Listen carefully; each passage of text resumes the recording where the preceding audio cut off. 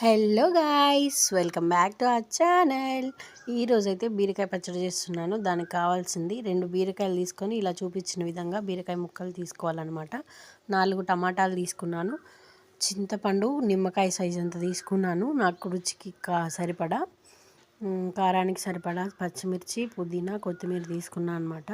ముందుగా స్టవ్ వెలిగించి కళాయి పెట్టుకుని ఆయిల్ వేసుకుని హీట్ అయ్యాక బీరకాయ ముక్కలు, చింతపండు, టమాటాలు యాడ్ చేసుకున్నాను. అవి కొంచెం మగ్గాక పచ్చిమిర్చి, పుదీనా, కొత్తిమీర యాడ్ చేసుకున్నాను. అవి కూడా మగ్గిన తర్వాత జీలకర్ర వేసుకున్నాను. జీలకర్ర నేను ఆల్రెడీ ధనియాలు వేయించి పెట్టుకున్నాను, అవి యాడ్ చేయలేదు దీంట్లో. ఇది కొంచెం మంచిగా మగ్గనియాలన్నమాట. ఆయిల్లో మగ్గే వరకు మంచిగా ఉంచుకోవాలన్నమాట. సిమ్లో పెట్టేసి ఇలా మంచిగా ఆయిల్ అన్నీ మగ్గిపోవాలి.